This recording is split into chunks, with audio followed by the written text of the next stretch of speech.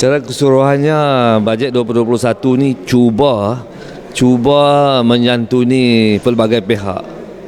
Bukan hanya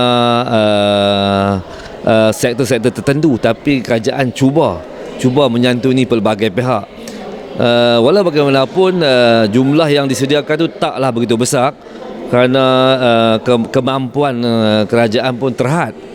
Apa yang saya nak bangkit sini ialah kerajaan negeri ini dia berusaha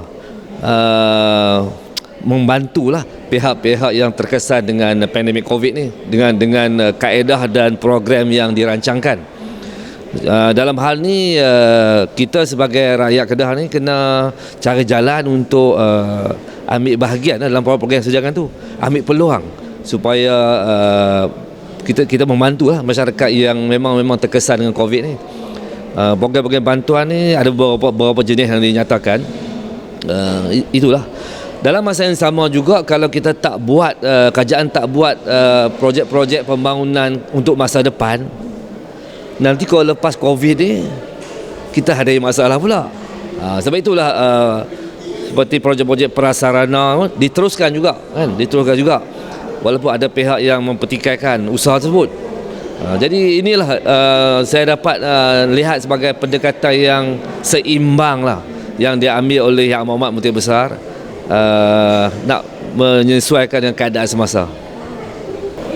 Yang pertama dari segi perbelanjaan mengurus, selain daripada bayaran barang yang tetap seperti bayar gaji, bayar bil utility, bayaran barang yang dalam ada kontrak, ada banyak perkara-perkara yang kerajaan telah buat penjimatan.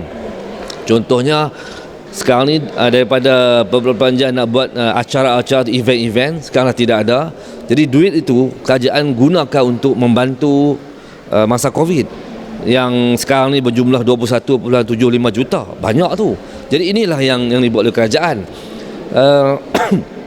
Tetapi perkara-perkara yang wajib diteruskan juga. Contohnya ada pihak yang mempertikaikan kenapa diberi bayaran bantuan khas kepada penjawat awam. Jawapannya ialah inilah usaha kerajaan dia nak memperkasakan ekonomi tempatan. Kerana dengan bantuan khas yang dia orang dapat sebab RM1,000 tu, sudah pasti setiap keluarga tu akan berbelanja lah. Jadi inilah cara-cara yang kerajaan nak aktifkan balik ekonomi tu. Bukan hanya bagi bantuan kepada pihak yang terkesan semata-mata lah.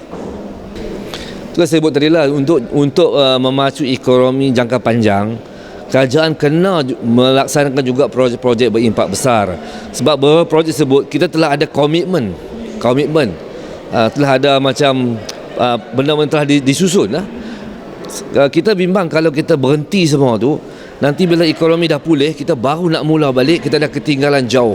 Sebab tu disebut dalam ucapan bajet ni hanya 5-6 perkara yang besar saja yang nak hilangkan, bukan kesemua perancangan sebelum tu, dan ada banyak lagi yang telah ditangguhkan, tak diumumkan saja. Jadi inilah jawapan kita, nak wujudkan keseimbangan lah, insya-Allah.